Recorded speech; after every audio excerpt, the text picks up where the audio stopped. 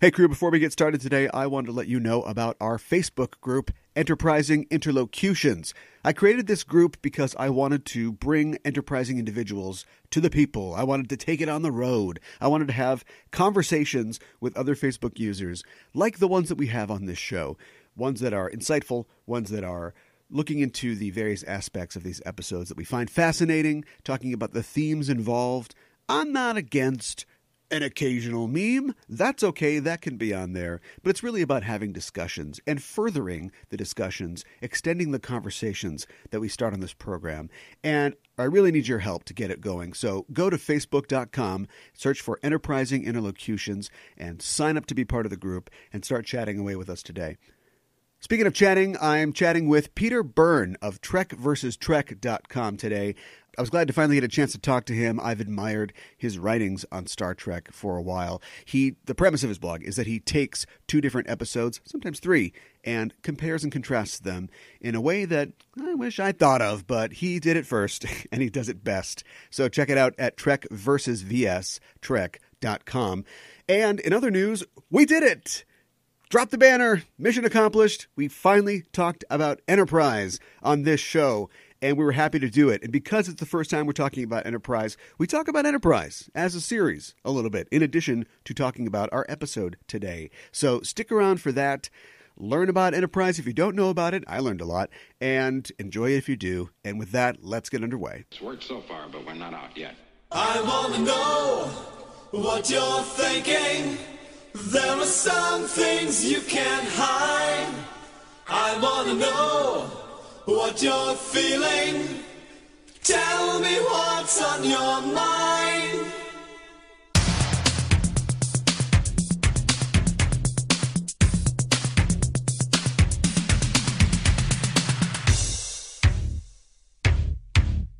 Pure energy.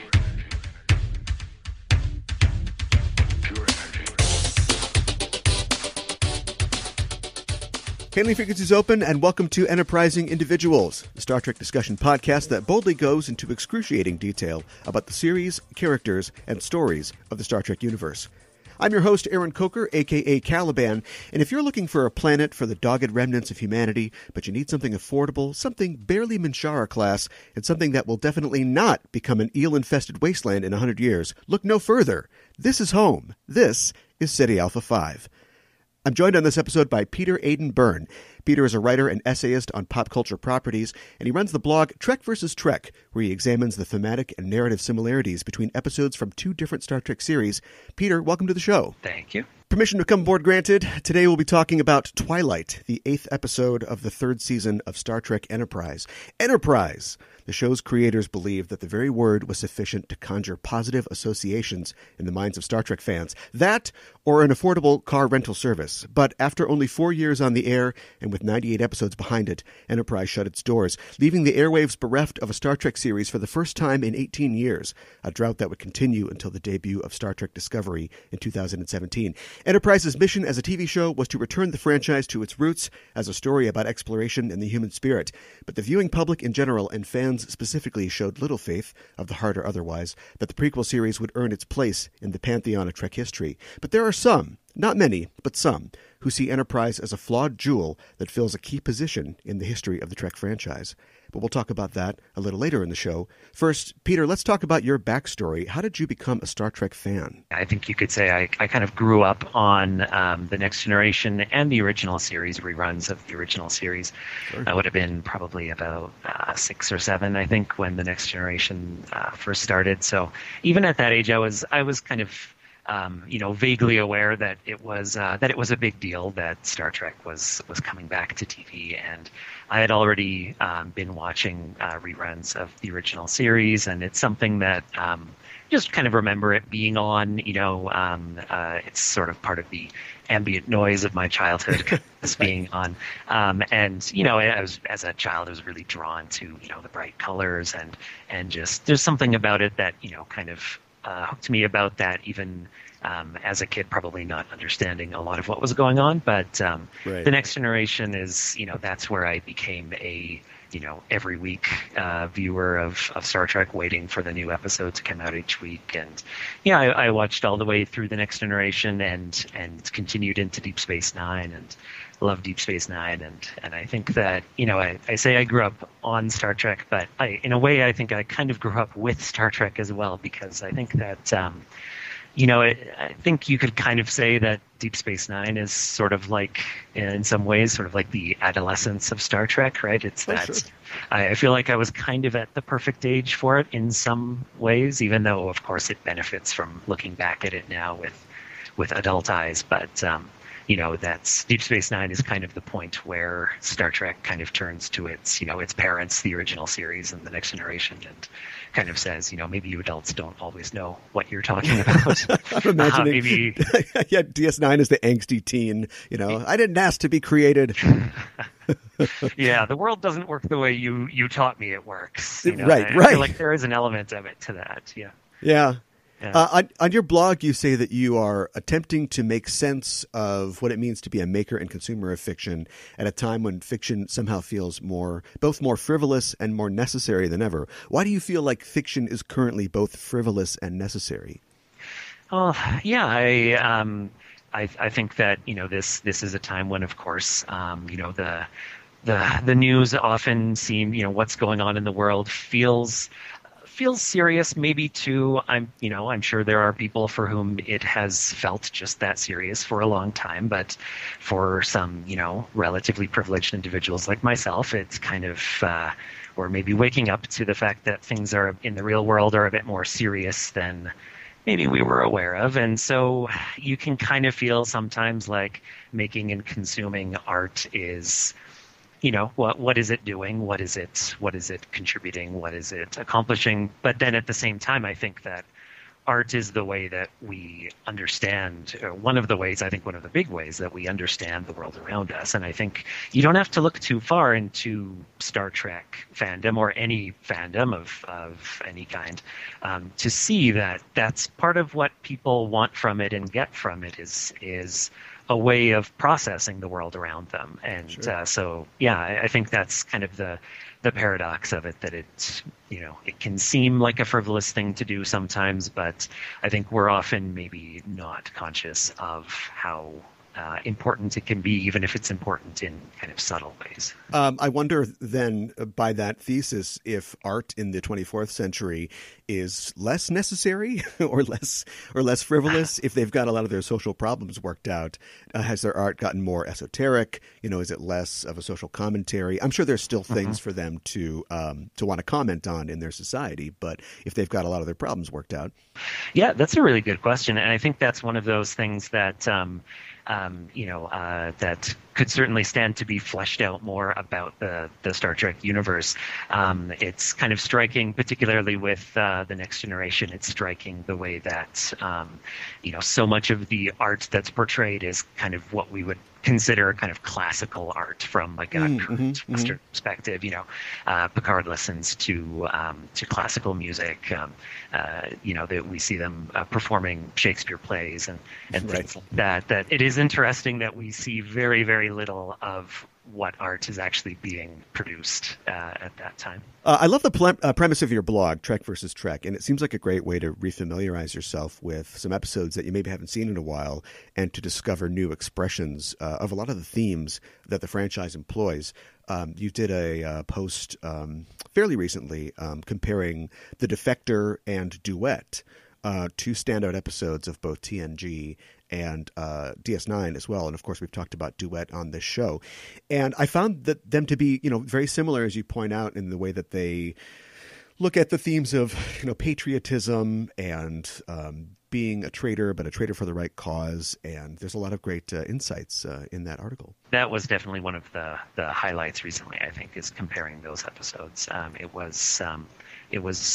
think there was originally going to be another episode I was going to compare Duet to, and then I kind of it struck me that that there were a lot of similarities between it and the Defector, and just that idea of is patriotism an idea that we can kind of salvage? Can there be a positive side to it? Because that's one of the things I'm really struck by watching Duet, is that this guy is a patriot. It's just his idea of patriotism is very, very different than what we have kind of come to associate patriotism with.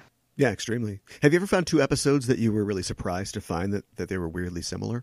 I've definitely, as I've been, Enterprise is, a series that I didn't watch originally when it was airing, and I've been kind of, looking through it and trying to give it a chance and things like that. And that's a series where I am sometimes surprised that how many similarities I've found between some of those episodes.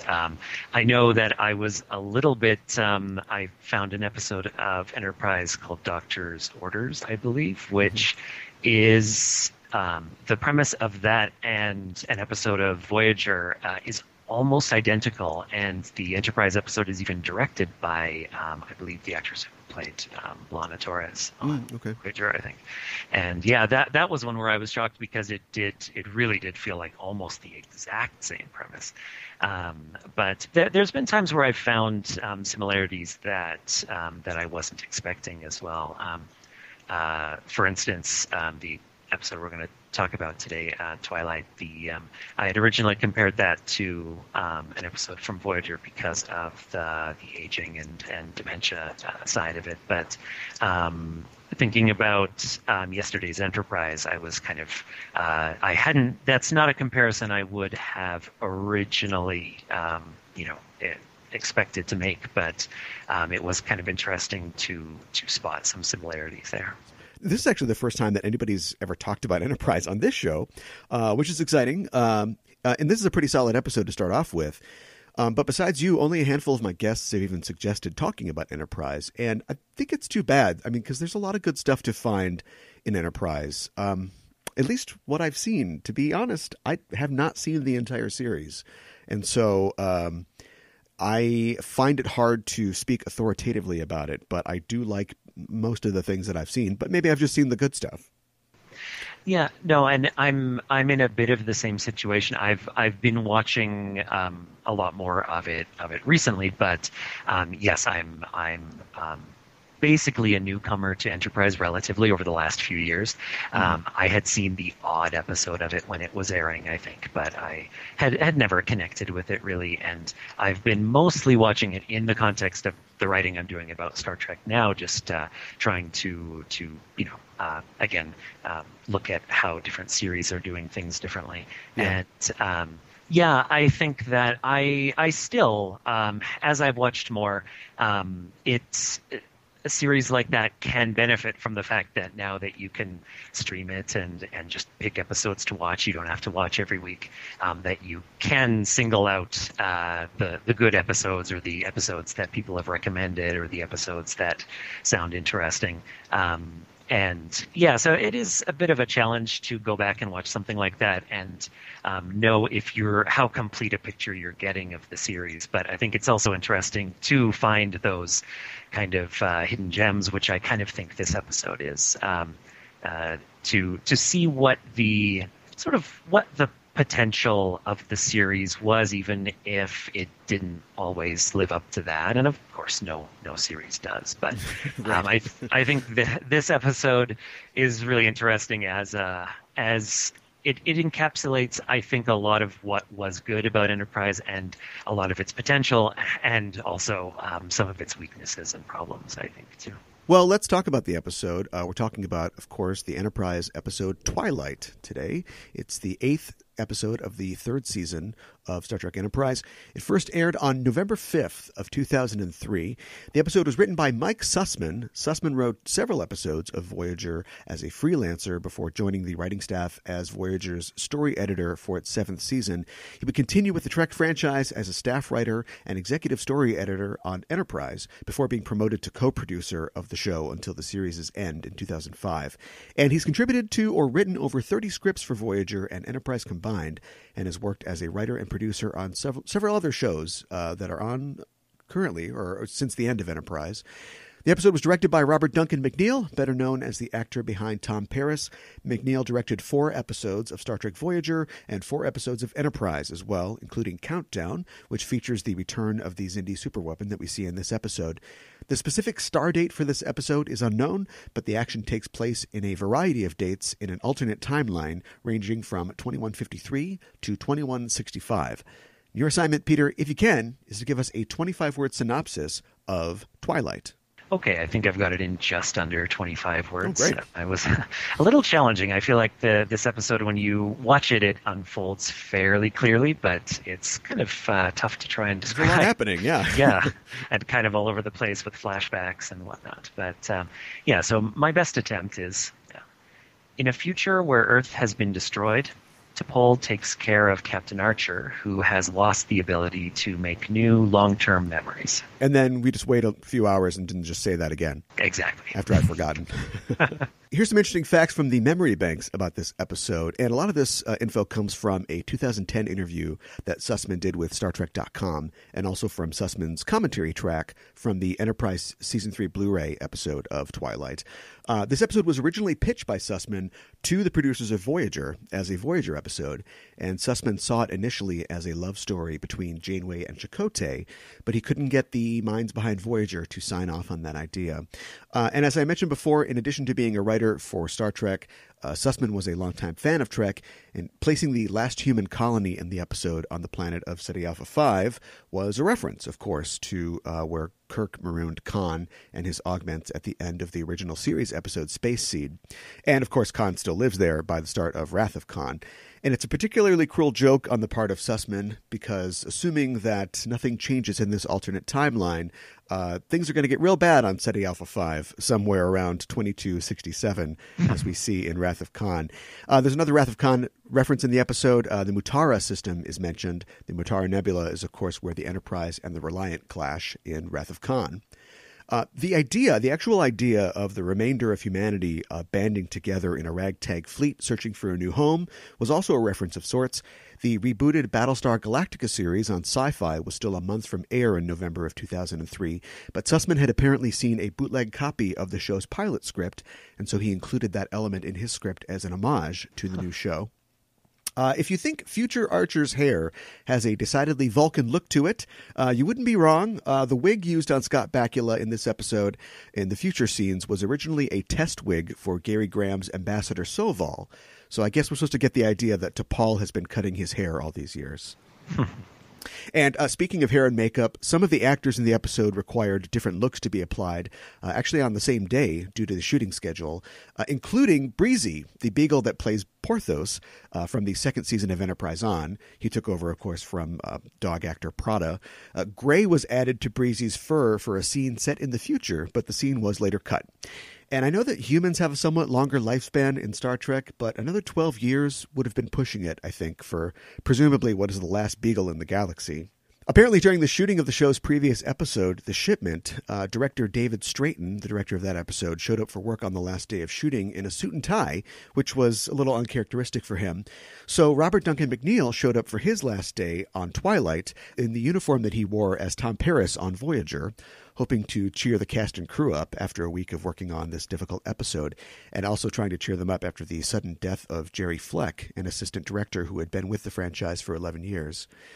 This episode, a lot of people think it's very good. It was selected as the number one Enterprise episode by fans in a 2005 poll held by UPN prior to the release of the show's final 6 episodes. There's only a few featured guest stars in this episode. Gary Graham, of course, appears again as Ambassador Soval. He's probably best known for playing Detective Matthew Sykes in the Fox TV adaptation of Alien Nation and its subsequent TV films.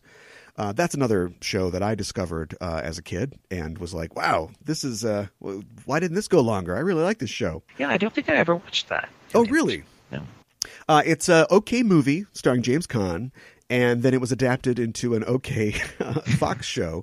But it's, it's this premise of, it's sort of like District 9, only instead of bug people, it's just people with like weird bald heads.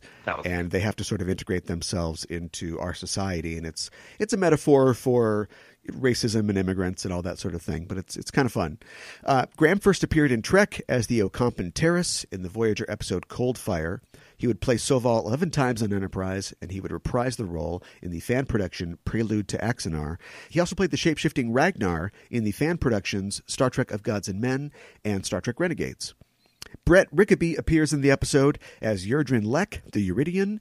Rickaby is a film and television actor with many small screen credits to his name. He has appeared recently on the Hulu series Castle Rock, and he made an appearance on The Orville in 2017. Finally, and also probably most curiously, appearing in this episode as Guard who gets punched in the face by Archer is Richard Anthony Crenna. And yes, he is the son of actor Richard Crenna. Richard Anthony got his start in television in the TV miniseries On Wings of Eagles, playing the son of Ross Perot, who was played by his father. He had a few recurring roles on TV after that, on shows like Chicago Hope and Roswell, and this was his last TV role. He's still alive, he's just not on TV anymore. Well, let's talk about the episode itself, Twilight. But before that, I want to talk a little bit about Enterprise as a series. As you said, you've kind of been getting into Enterprise a little more in the last couple of years. I don't know if you saw, there was a report maybe a year or two ago about how, I think, according to streaming figures on like Netflix and so on, Voyager is actually like the most watched show on Netflix. Like people are just going in and they're like streaming these old episodes. And I'm not sure if that's an effect of maybe people just having not seen it like when it was on because they were kind of falling away from the franchise and then going back now that they have an opportunity to. And I haven't looked, but I would guess that I bet Enterprise is probably up there as well. I bet a lot of people are going back now in their free time and with access to the episodes and trying to, see what they might have missed or might have dismissed when it was out originally. Yeah, I suspect that's true. I know that earlier, but even, before I was watching those series as much as I do right now, I know that that's something I would often notice that in the Netflix suggestions of things that are trending now or things like that. Of course, you never know how reliable those algorithms are and that, but I would notice often it was interesting that you'd see Voyager and Enterprise as opposed to the other Star Trek series that would be more widely recognized. But I suspect it is for that reason that that those series are benefiting from the fact that there's a lower barrier to entry now. So before, if I say I didn't watch Enterprise when it was airing, if I wanted to go back and catch up on it, maybe I would have had to buy the DVD set or something like that. And for a show that I'm not sure I like, of course, that's that maybe I wouldn't do that. But now I suspect that is happening, that a lot of people are going back to either finish watching series that they dropped off of, which is what happened to me with Voyager. I did watch part of Voyager when it was airing, and then I did drop off as well. That's kind of where I dropped off of being a weekly Star Trek viewer back when it was airing, and so that's definitely for me. Seeing Voyager on Netflix is a real chance to go back and just kind of work my way through it and see if I judged it unfairly. I would be really interested to hear what people think who have been introduced to Enterprise that way. I know that there is I think a pretty vocal group of people who are really into Enterprise, and I'm always kind of curious. I tend to assume that that's mostly people who watched it when it aired, but I don't know. I would be really I would be fascinated to hear from someone who watched Enterprise as their very first Star Trek, if such a person exists, and I guess he must. But it just seems like a series that was so clearly made for people who had watched Star Trek before. I don't think the creative team behind it was really assuming that anyone would watch this who wasn't already familiar with Star Trek. So, well, that was a concern, I know, in the development of the show. And I should just put in a note here. My co-host on our Discovery podcast, Discoverage, is of the age where Enterprise was the first thing that was on when she was a kid. She's younger. And even so, it's not her favorite, but she is much more familiar with it than I am. I know for me, and maybe this is true of other people, the decline of the VCR really hurt my watching of shows like this as you get older and appointment TV becomes less of a possibility or a reality for you. And also just having DVDs take over for VCRs, but not having a good home recording sort of apparatus in place, other than, I suppose, TiVo, if you've got that service. If I missed something, it was just gone. And then I wasn't going to sink $35 into like, a DVD with a couple episodes or a season or something like that. Right, exactly. There was that period of time in between the basically the phasing out of VHS and then streaming coming in. That in between those two things being available, I think that's right. I think it was a lot harder to go back and find something that you had missed or that you wanted to give a second chance. Right. Yeah. The ability to program a VCR is a lost skill. Mm-hmm. Lost art that I fought hard to develop, but I can't tell my grandkids about it. The series Enterprise was produced initially at the request of the UPN network and was, of course, created by Berman and Braga. And with Voyager coming to a close in 2001, the fledgling network felt it needed another Trek series to compete with popular sci-fi that was on at the time, like X-Files, Stargate, and Roswell.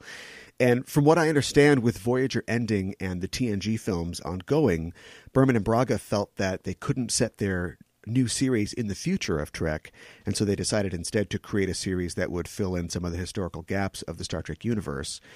And they also engineered a plot at the request of the studio, from what I understand, that would also explore the far future of the galaxy in the 31st century. So they're kind of doing a sequel/prequel series, which is confusing. Even for new viewers, even for long-term viewers, it can be confusing. Audience reaction to the show was strong initially, but it fell off sharply after the first half of the first season. And the show ended its fourth season with a finale that saw 3.8 million viewers in the Nielsen ratings. You can compare that to the finale of Star Trek The Next Generation, which had 31 million viewers and was number one in its time slot. And I believe this episode had 3.2 million viewers in the Nielsen ratings. So not very high. In the pre-sort of internet and streaming TV age, that's like horrible. Today, I think you would go for 10 seasons if you could consistently keep 4 million viewers watching your show every week. Right. So a completely different landscape. By the time it had left the air, I think audiences had enough of this iteration of Trek, but I think time and distance have, as we said, affected people's enjoyment of the show. I definitely have a friend or two who will stand up and really, really fight for its worth as a series. And intellectually, I guess I can understand the desire to set it within the franchise's history. But as you said, like, for new viewers, it's such a continuity-heavy show. I feel like you're setting yourself up for disaster. Although compared to Discovery, they've definitely left themselves more wiggle room in terms of what they can play with. I think Discovery skates on this sort of fine edge of it's in an area where there's still stories to be told, but now we're literally running up against things that have been produced previously, and so they're playing a dangerous game with nostalgia. Yeah, I agree. It does. While I don't necessarily agree with the idea that they shouldn't have made a prequel, that there isn't some value inherent to doing prequels, I do agree that it's, when you do a prequel, it's you would hope that you'd be able to sort of justify why it's taking place, where and when it's taking place, and I think Discovery does walk a bit of a thin line with that, I think. As much as I enjoy watching it, I enjoy watching them walk that line. But I think it was bound to come up against some of the criticism that it has. Something I find ironic is all of much of the serialization that you see early in DS9 and some in Voyager, and the whole premise of Voyager, like we got to get back home. The serialization that the writers tried to add was always kind of shot down by Berman as a producer and Braga as a head writer. And after years of discouraging Trek writers from creating serialized storylines, suddenly we get Enterprise, and there's like heavy serialized elements. There's the entire third season is all about, of course, their journey through the Delphic Expanse and the Xindi. which, let's face it, I mean, probably hurt the show's casual appeal ultimately. But now, in our totally different landscape of streaming and on-demand TV, if you don't start at the beginning, the very beginning of Discovery, you've got no idea what's going on. Like the TV landscape has totally changed in the last 15 years. Yeah, we've so completely jettisoned that idea of anyone should be able to start watching this series on any episode. Yeah. Which obviously, the original series and the next generation very much adhered to that. You could watch those series completely out of order. You could use a randomizer to tell you which episode to watch next, and the series would make just as much sense, I think. Yeah. For the most part, with some exceptions, but for the most part. And there's even the device where the guy comes in at the beginning and goes, "I'm a captain. Here's where we are. This is what we're doing." Like it's even built to help you figure out what's going on. It is, and that's something that's so striking about going back and watching those series now is how completely television is. I guess not all television. There are still things like police procedurals and that do probably mostly stick to that formula, but most other drama, I think, seems to have completely given up on that, or at least the dramas I watch. Again, you never know. Maybe I'm generalizing a bit too much. Yeah, there was a lot of shakeup in the writing staff early on Enterprise. Almost all of the writers in the series were fired by Braga after the first season had completed, with the exception of Chris Black, who would go on to be a co-executive producer of the show. And I think they kept John Sheben as well, who was a former X-Files writer. And if you look around in interviews, you find a lot of interesting commentary by the people who were making the show at that time. Mike Sussman has talked about the purges of everybody getting eliminated after the first season, and about how Black was like the only guy to survive the purges. And there was a similar situation at the start of TNG's first season where nearly everybody was fired or quit. And in that case, I think it was a function mainly of people disagreeing with how the show was run. And these are legendary people, DC Fontana, David Gerald, Tracy Torme. They're not getting along with Roddenberry and Berman. But in that case, the show, it found its voice thanks in large part to the writers that came to establish themselves after that, like Michael Piller, Ron Moore, Renee Echeverria, and so on. But in the case of Enterprise, you replace these people with new writers. Some of them standouts like Mike Sussman, but it's still Berman and Braga at the helm, and their hands are in it every day. Like they are there writing scripts, their names are on scripts. Like the creative direction is theirs and theirs alone. Right. So I don't mean to place it all on them as like they're the reason that it didn't succeed, but you have to imagine that you've got films going on, they must have been, people talk about like how fans were burned out. I think they were burned out. Like they had just done this for so long and they had so much riding on them. And by continuing to be in control and not just, executive producing and standing back, I think they were setting themselves up for burnout. Yeah, I agree, and I think it's really interesting to think of that in the fact that this was like you said, consistently their vision. It's interesting to note how one of the things that's so striking to me about Enterprise is the way that it seems to be going in a million different directions at once. It seems to be just so consistently just throwing things at the wall and hoping they stick, which is really interesting given that you'd see that and kind of think, oh, well, maybe the creative team behind it, of course the creative team was changing a lot, but the vision behind it was coming from the same people all the way through. And so I agree that maybe that does show a bit of burnout then, that it's kind of they had maybe been at it for so long that they couldn't kind of commit to one direction and just trust that direction was, that they were heading in the right direction. Because it's even just, comparing the third and fourth seasons, the way that they take almost the exact opposite approach, even just in terms of their formats, that the third season is almost completely serialized, one long story, and then the fourth season is a series of 2 or 3 part kind of basically made for TV movies that were divided up into episodes. And I know from what I've read, I think a lot of the rationale for that was probably fairly it was on the production side of things. It was that they could kind of justify higher budgets if they could film it all as basically one thing and then just split it up into individual episodes. But it's also a really interesting approach that they took, and so I think that this, throwing things at the wall tendency that they had did produce some interesting results.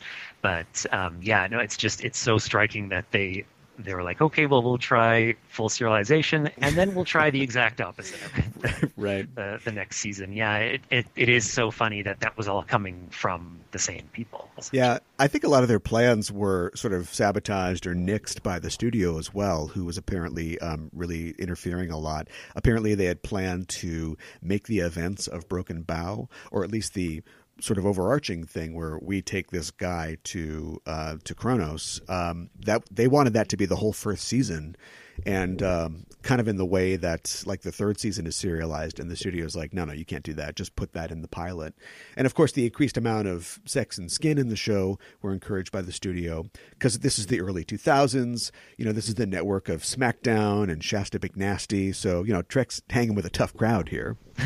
And you mentioned the fourth season. It's at that point, Braga had stepped down as showrunner, and Manny Cotto stepped in to be the showrunner. And from what I understand, he wanted to make good on the promise of a show that's set at the dawn of the Federation, incorporating a lot of the elements of the original series, us seeing it develop. He was a fan of the original series as a kid. And, at the beginning of the third season, this is when we see the show change from Enterprise to Star Trek Enterprise, because I think the studio was like, well, where are the fans? Let's get the fans back here. That, too, is, again, such an example of it going in different directions at once, like why you would it's kind of mind-boggling why the network would have a Star Trek show. Presumably, they want people to watch it who've watched Star Trek show before, but then take Star Trek out of the title. Yeah, and have a Rod Stewart song. Yeah. Exactly. Yes. Yeah, then there's that. Yeah. Things weren't going well in June of 2004. There was actually a huge turnover in staff at Paramount, and UPN was purchased by CBS, so that was pretty much it. The writing was on the wall at that point. And going back to us originally talking about art being frivolous and necessary, Enterprise debuted, of course, just weeks after 9/11 in 2001. And you have to wonder how that shaped the outlook of the show. I think it's often true that in times of turmoil, entertainment with a theme of nostalgia seems to resonate with audiences. So the desire to create a series that evokes like the spirit of the original series is understandable. But I think what gets in the way of that, and it's something that Discovery is navigating as well, is that it's hard, it's almost impossible even to create something unique and satisfying when you're constantly trying to capture the spirit of something else. The first time I tried to watch Enterprise, I was taken aback by how different it felt. Like, God, Archer is such a jerk sometimes. Yeah. Like when Picard is pleading with some godlike alien that, we're not the savages we were. It's like, well, don't show them Archer stabbing somebody with his Zefram Cochrane statue. That would be bad. But when you think about it separately, and over the years as I've tried to go back to it, I've stopped comparing it with older series.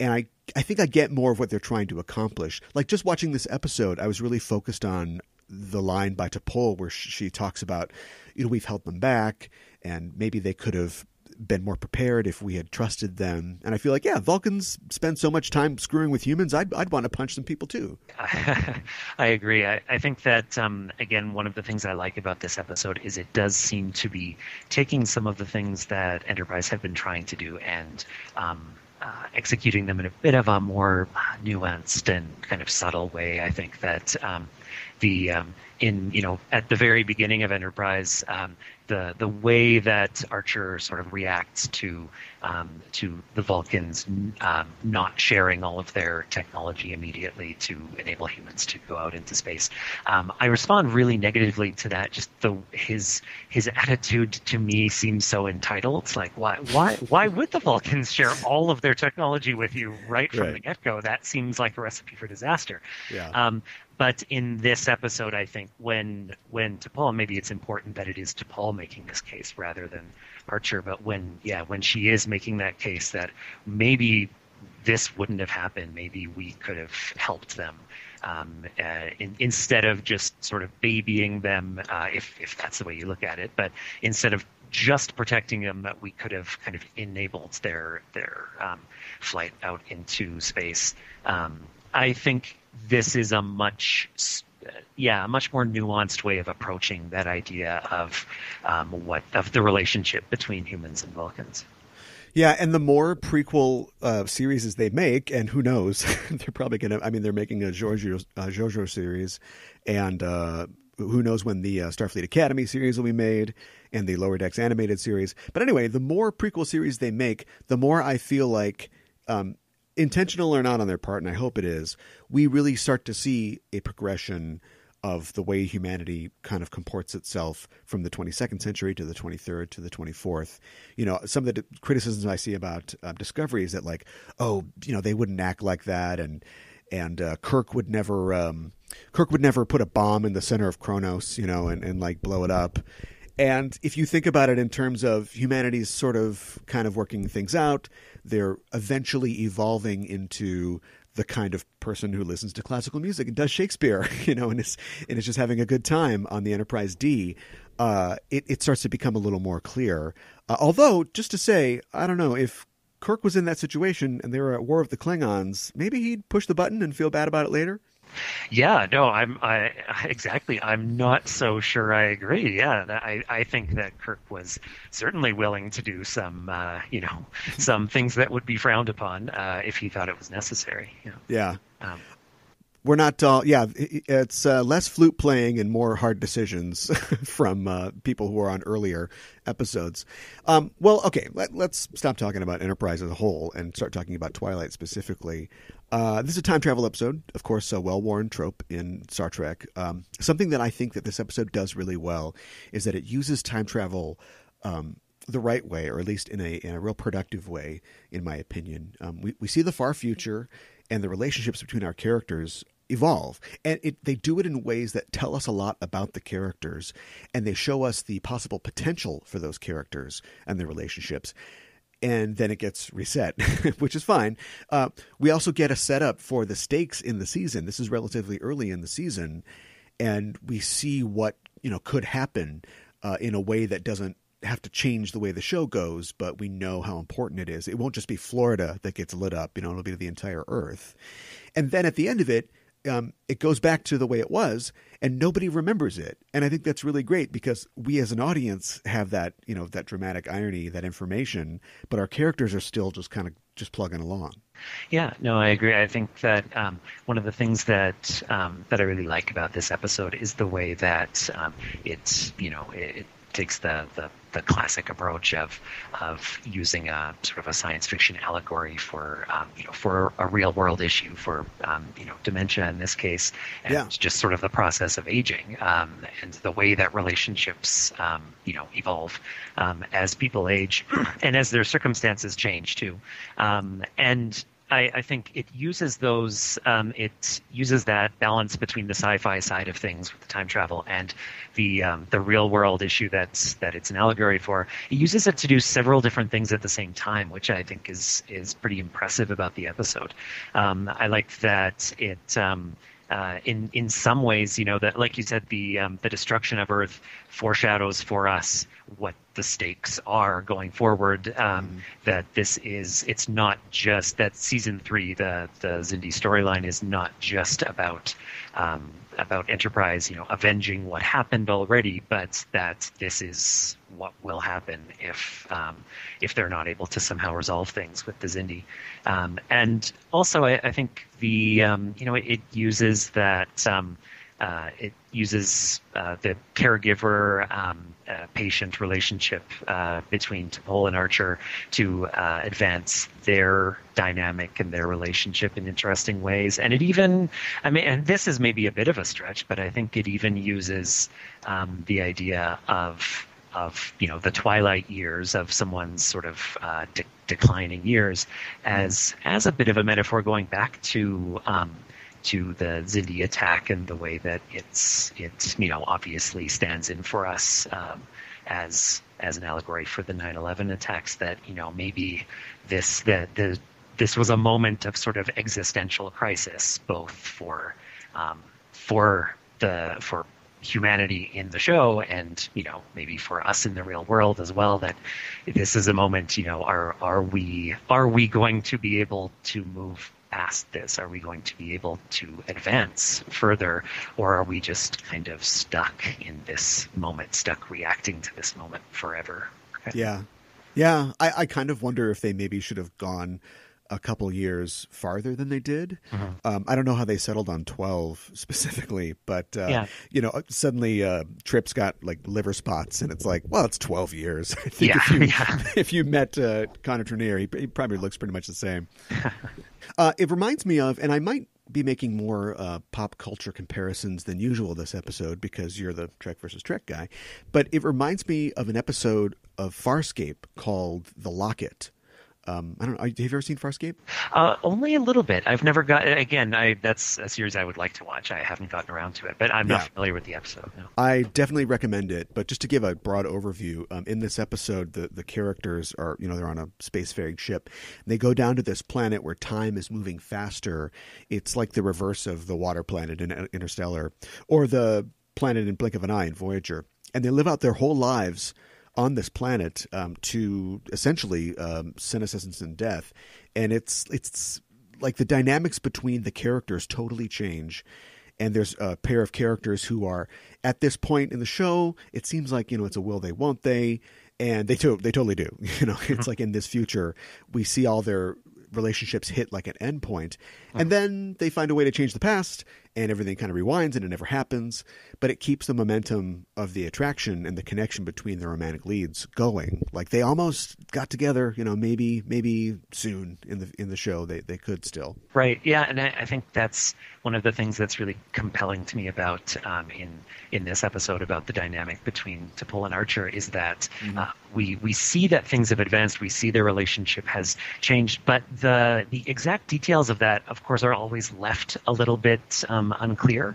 And I think that really works too. And like you said, it does foreshadow, what development might happen between them in the future. It kind of leaves things open for further, maybe different development between in their relationship in the series going on. But even just in this future timeline, I really like that they, for example, she says to him, of course, in the years since your accident, our relationship has evolved.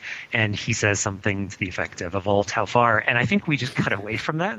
We don't actually see if she answers it, and if she does, how she answers it.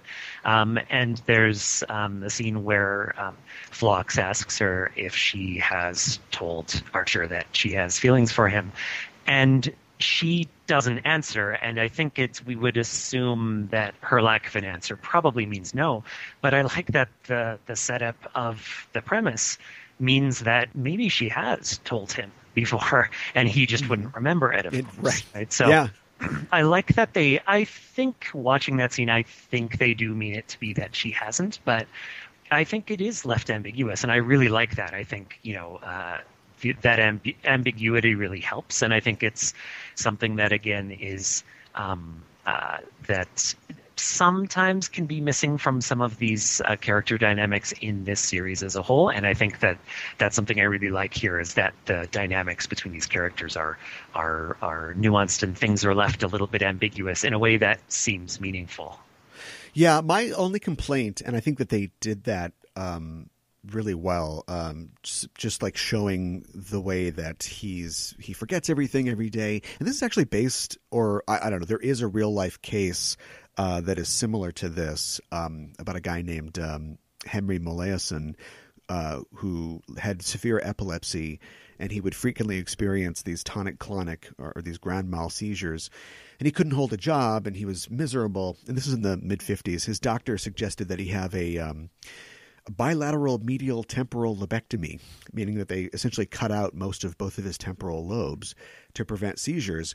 And it worked on the seizures, but it left him with complete anterograde amnesia. This is amnesia where you're unable to form new memories, as opposed to retrograde amnesia where you lose your previous memories. And, that sucked for him. He was basically institutionalized for the rest of his life.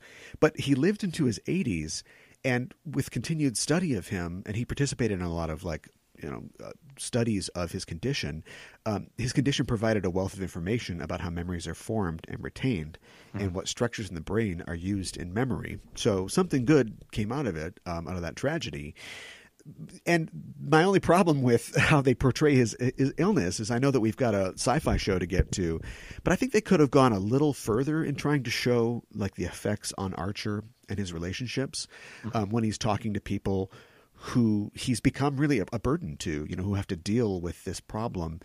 And I thought they could have done a little more to show that he's doing the same thing over and over. There are some good scenes where, he brings up, like, for instance, hey, I've got these new specs. And Trip's like, yeah, you gave those to me already. And the suggestion is maybe he's given them to him like 3 or 4 times. Like this is exactly it. Like, are his actions deterministic just because he's simply being reset every day? I thought they could have done a little more, oh boy, here we go again from the people that he deals with. But there are some really nice specific moments, though. Like, I really like the moment where he leaves the reception that they're having for him on Enterprise early, and T'Pol asks him why, and he's like, I just saw those people. Like, it's not really a party for me. Like, I literally just saw those people. But of course, it's been 12 years. But at that point in the episode, like, I had kind of forgotten about his problem at that point. So they did it well. I wanted even more of that weird dynamic. Yeah, I thought that too. I think they do have certain moments that get that across really well. That when he leaves the banquet, that's a really good example of that. And again, like you, I haven't always had the easiest time sort of empathizing with Archer, and there are moments here where I really do. Yeah, like that. Again, when he makes that suggestion to Trip and T'Pol, and just again they play that, I think, really, really subtly. Trip and T'Pol are trying to be kind of gentle, but also not. They're also trying to be forthright with him.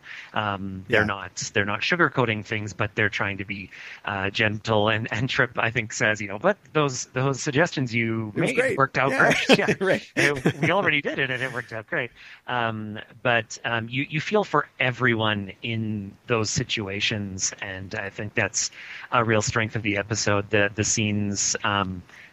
Certainly when T'Pol is filling him in, and when he first wakes up as an older man, and the interactions between him and T'Pol, you see it from everyone's perspective. You see how hard this is for everyone. You get, I think, they do a really good job of showing how T'Pol is sort of going through the motions, but not going through the motions in the sense of being, tired of this, but that this is, probably a lot of this, maybe all of this she has said who knows how many times before. I think you really get a sense of that, of everyone, this being uncomfortable for everyone, and everyone trying kind of their best and having understandable reactions to things. I agree that I think they could have maybe kept us a little bit more in the point of view in certain parts of the episode is maybe not where it needs to be to kind of give us maybe a little bit more of that reality of this situation. I think that it's a little bit tricky, I guess, because the flashbacks maybe are necessary to get the story across to us. They're part of the narrative, but especially having flashbacks where we actually see things from Archer's point of view does kind of dilute things a little bit, I think, because they do such a good job at the beginning of the episode putting us in Archer's shoes of feeling so disoriented, where he wakes up and he's told that it's the captain's orders that he can't leave his quarters. Punch Richard Crenna's kid. Yeah. And then he sees the Earth explode, which is, the right. disorienting thing you could possibly imagine. Yeah. So they do a really good job of putting us into his shoes, and then those scenes between him and T'Pol and Trip. Again, they get that across really well, but having us, the ridiculous flashback scene where he fights as Indy and, like you said, I think impales him with a statue. Yeah. That's I don't know how T'Pol's flashback included that, of course, but things like that did kind of pull me out of. Oh yeah, because he wouldn't even remember that. Yeah. Yeah. The only way to really do this episode, though, is to stick to his viewpoint as much as you can, really, to just get that sense of disillusionment or disorientation, like you said. Maybe one more reset, though, would might have driven it home. The episode is pretty economical in its storytelling, and it all takes place, on this one big day that's do or die for the rest of humanity. Mm-hmm. But I don't know, maybe it could take 2 days, we get all the info, but day turns to night, turns to day again, and we see that Archer's like, what? I've got Vulcan here? What's going on? Just seeing how much it holds him back. Because it's kind of scary to see Archer look so pathetic. Right.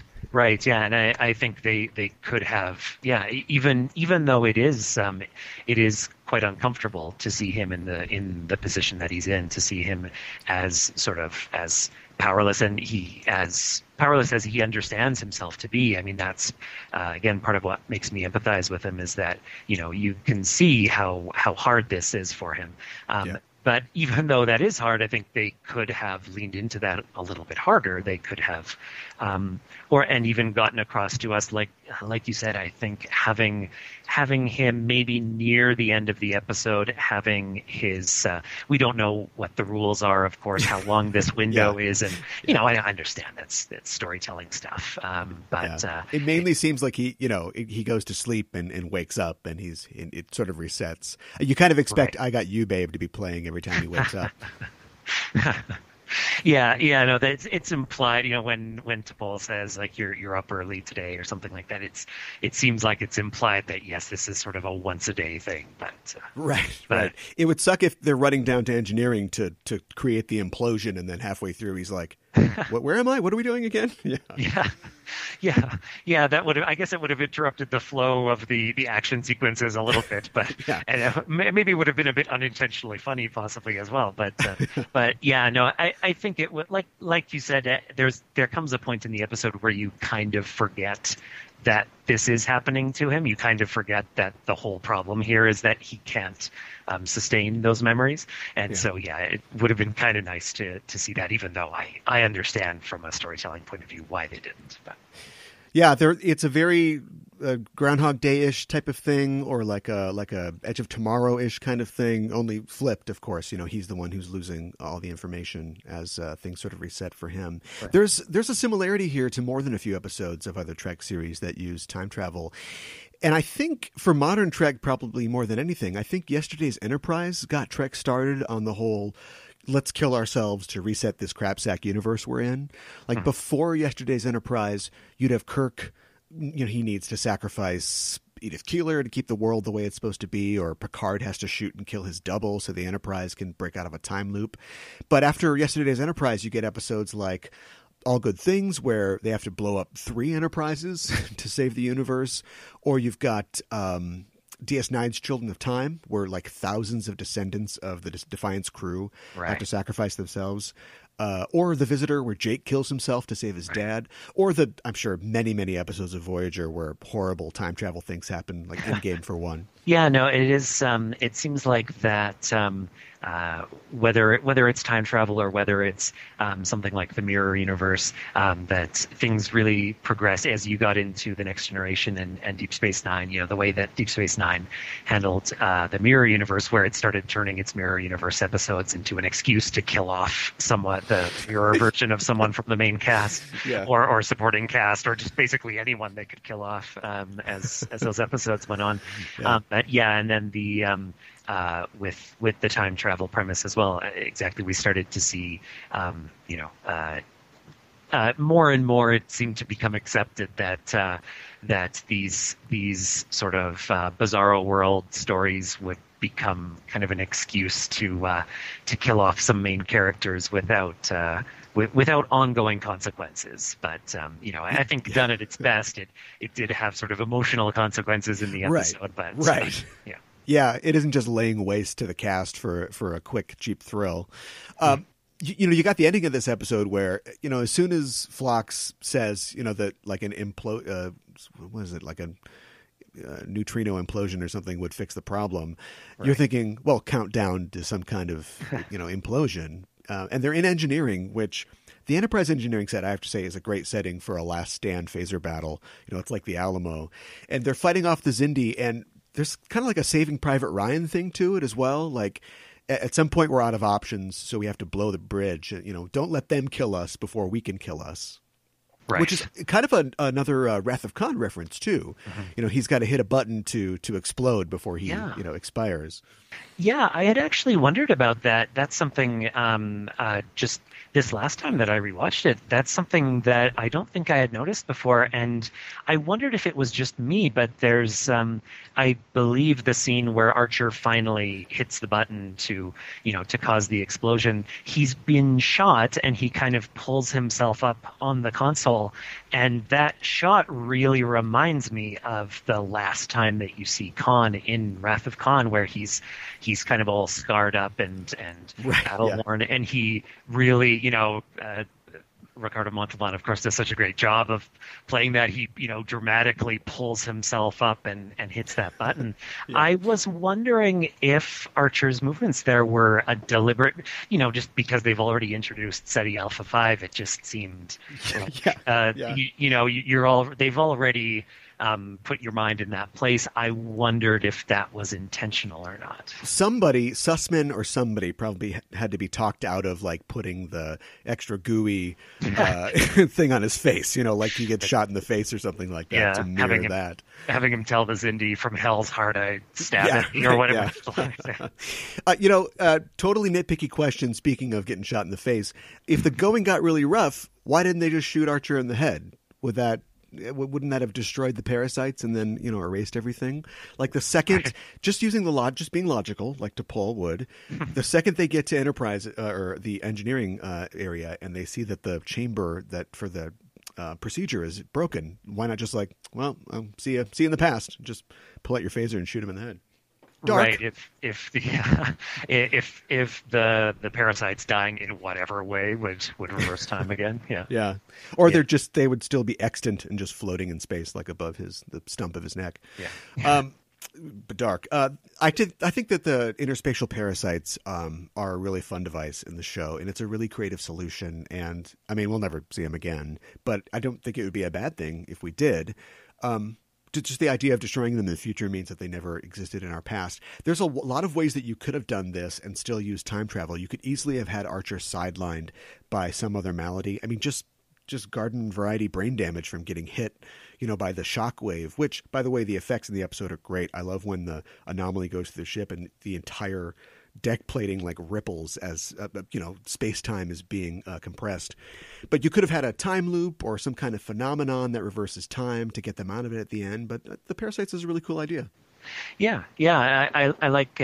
I'm like that they take it in a more medical direction with the parasites. Right. Again, probably kind of tying back to real world conditions, like Alzheimer's and that, but of course different from that. But again, viewing it through a medical lens rather than just going through a time loop or something like that. The anomalies are something that I think is a really interesting part of that whole season of Discovery. There's another episode where Archer is you see Archer in his quarters and he's kind of absentmindedly bouncing, I think, a basketball or something off of the wall next to him, and on one bounce, the ball doesn't return, and he looks over, and it has just phased into the wall, and that's how he gets in contact with the bridge and asks if something has happened. But the way that those anomalies were done is really interesting, I think, throughout that whole season. And I like the way that this episode approached the device that it used to set the plot in motion. I like that that it's time travel when it didn't have to be. Partly because it's interesting to see a time travel storyline that involves changing the past, where there's no philosophical talk at all about whether it's right for them to change the past by getting rid of Archer's parasites. Right. They don't. That's something that in most of the time in Star Trek, when there's talk of something like that, like in yesterday's Enterprise, there's of course debate about whether or not to send the Enterprise C crew back and set the timeline back to what it was. And even in that episode, they of course go through sort of time travel ethics, but at the end it is presented as a bit more of a pragmatic choice on Picard's part to some extent. He tells the captain of the Enterprise C that the war is actually really going badly, and so he actually kind of sees this as a strategic move, as well as not. Yeah, we're screwed. Like, this is the worst universe to live in. Yeah, and in a way that's very like, that's the Picard of that timeline. I feel like that's not something you would hear from the Picard that we're used to. But in Twilight, there is, it's kind of striking that there's no discussion of it at all. This is going to change the timeline, but it's just assumed that a timeline where the Xindi have destroyed Earth is the wrong timeline. Even though it isn't really. I mean, I would assume this is the prime timeline, I guess, however that works. But. Yeah, well, in an alternate offshoot, I guess. The script for yesterday's Enterprise is really great, and it's really economical in that they get all of that done, and there's time for a romance between Yar and Shooter McGavin. But this script, I think where we lose it is just the fact that they have to show, well done, but they have to show so many sort of side things and flashbacks and the progression of how we get to there. And then we leave out, because at some point Phlox has to have realized the nature of the parasites, or the apprehension of that idea comes so fast at the end of the episode where they go, wait a minute, these have never, they're gone from the old X-rays. So here's this great idea. We don't have time to discuss it in committee. And it becomes, well, we're going to do this because, they turned the Enterprise into a pop top, like the bridge is gone. Right. Yeah, there are elements of the episode that make me wonder if there was additional material that either was cut from the script or maybe filmed and then cut. But there are certain kind of loose threads in the episode that make me wonder if there was something else that was going to happen. With Phlox, again, there's the Uridian trader talks about having been hired. They make a really specific point of saying that he was hired to follow Phlox, and then it's never really it just seems a little funny that they're so specific about that, and then that's never really expanded on, which I understand. He was, presumably the Xindi were going to use Phlox as a way of finding the humans. But I just get the sense there are bits that seem like, I'm not sure why this is here when something else could have been. And I wonder if they had to cut it for time. And from a TV production standpoint, like, you have to cast an entirely new actor to play that role and then set up that scene that, as we said, about the viewpoint, takes place outside of Archer's viewpoint, all to have Trip and Reed play loud cop, louder cop with this rat guy. So that does seem like something that they just go, there's a tracker on a ship or something like that. Exactly, and not just cast an actor, but put him into that Uridian makeup and prosthetics as well. Which, again, that seems like such a specific choice that I'd be curious to know what else was supposed to be there besides the Uridian just being kind of a bit of fan service that people would recognize that. But in my research, I have not found anything to answer that question. I do know that I believe that the Uridians are first seen in a TNG episode with Worf, I think, right, where James Cromwell plays one. Right. And so this is the first contact with Uridians in this alternate timeline. Right. Another fun fact, real quick, Enterprise is the only series in continuity with the now defunct Kelvin movieverse, because Star Trek 2009 contains a reference to Admiral Archer. And in Into Darkness, there is a model of the NX-01 in Admiral Marcus's office. Oh, really? I don't know if I've noticed that. So, yeah, technically that's, if you're going by the movie timeline, another alternate timeline, Enterprise is the only show that actually took place.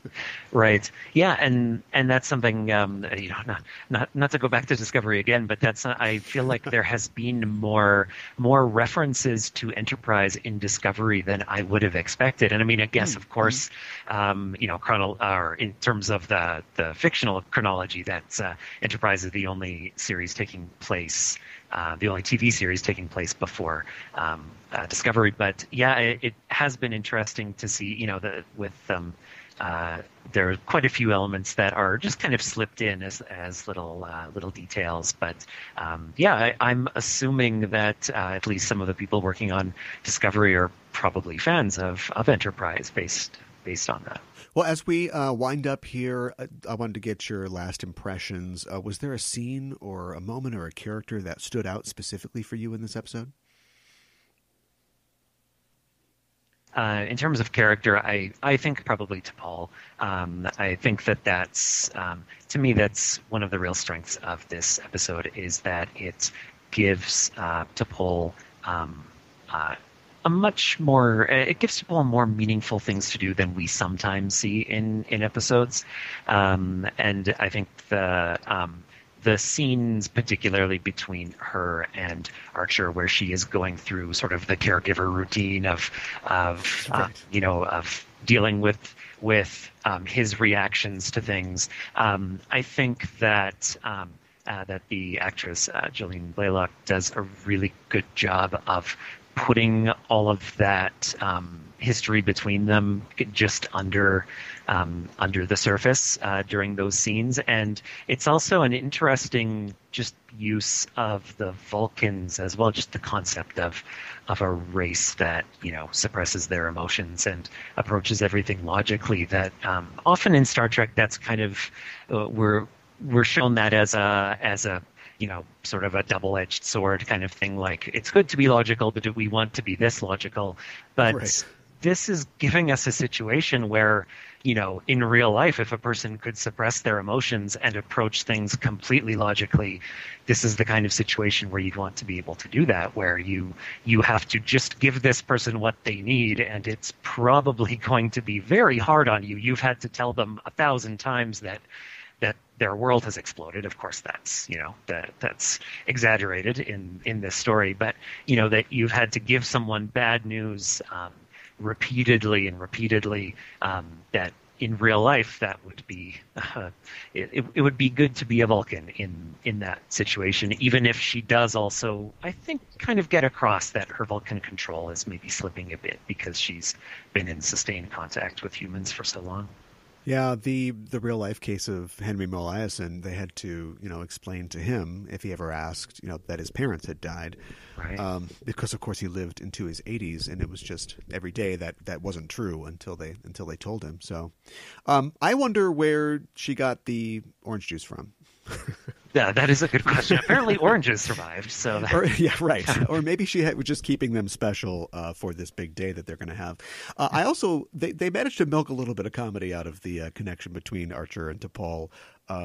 Maybe in a fun way and not harmful at all. Subverting that caregiver relationship, of course, when he asks her for the pillow and to turn off the lights at the end of the episode, leave the door open a crack. Right. And, it's a little disrespectful to second in command, but I love her look at the end, like, okay, I'll come back later and smother him. Yeah, exactly. That moment, I feel like in a lot of other episodes, that moment I would not care for that at all. In this episode, I think because of what I've seen already, I kind of have faith in their faith in the heart, I guess, but right. Faith in what they're doing with that scene, how they're meaning for that to be taken. Whereas in a lot of other episodes, I feel like I would question their motives with it. She takes a lot of abuse, yeah. yeah. Especially when him and Trip team up on her. I hate that. Exactly. That's something that's one of the things that has often made it hard for me to connect with the series as a whole. And I do, as you get further into the series, there are scenes where they manage that better. I think in this episode, actually, some of the sort of disagreements that she has with Trip, I think, are handled better than they are at other points in the series, even though, there's a scene where he is just openly she's his captain at that point, and he's directly questioning what her course of action. Yeah. Well, he did want to kill some prisoners. Yeah. Yes. That's the part where he's like, let's just airlock those guys. Exactly. Yeah, and there are moments in this episode too, where I do think, it makes you wonder what kind of organization Starfleet is. Like, I don't know that you could get away with, directly questioning your superior in front of other people like that, or even not in front of other people. But Right. no, I think it's handled a bit better here. But there are other episodes where, it's here's Trip shouting at T'Pol for a while, and then we're going to have some sexual tension between them.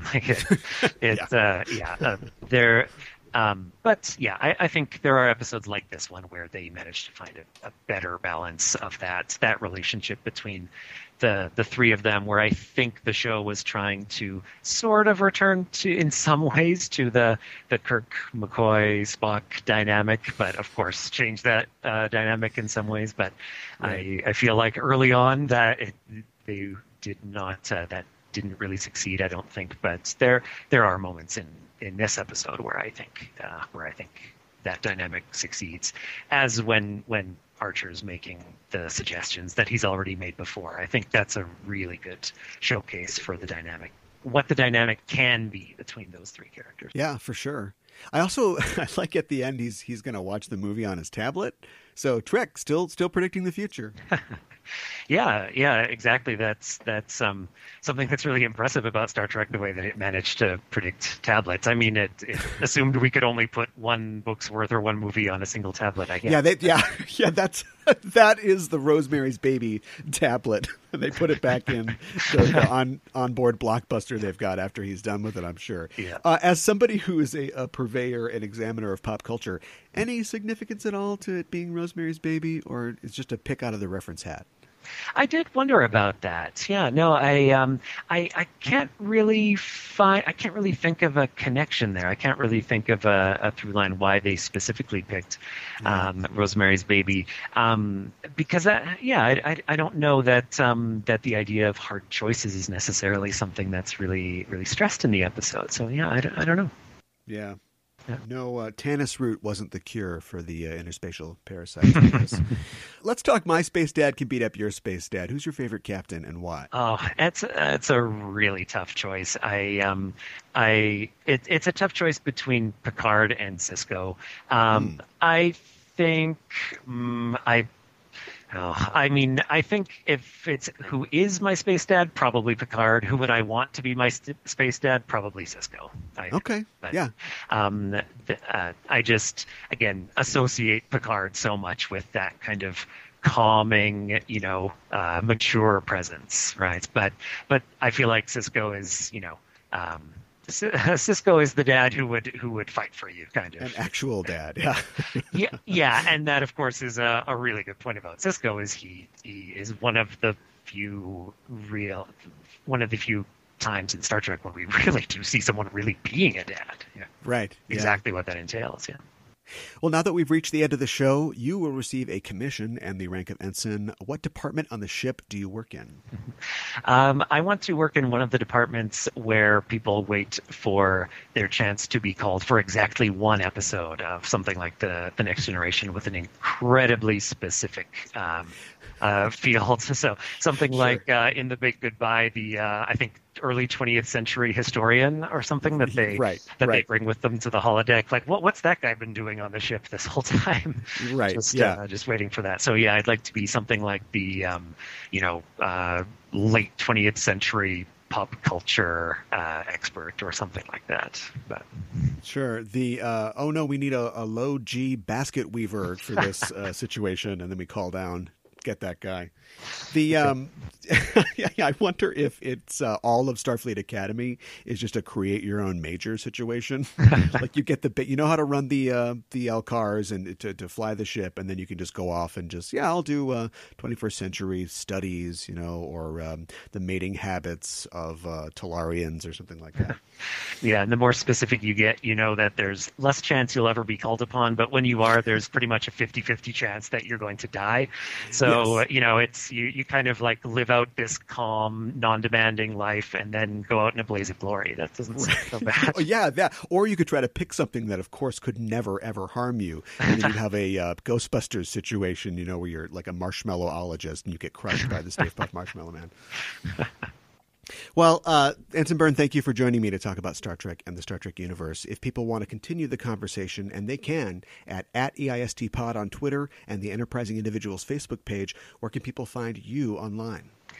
So they can find my blog at trekversustrek.com. That's VS for versus. And on Twitter, at Trek versus Trek. And then my personal blog as well is just my full name, PeterAidanByrne.com. And that's Aidan with AIDAN. All right. Well, thanks again for joining me. Thanks a lot. It's been great. And we're signing off until the next mission. Hailing frequencies closed.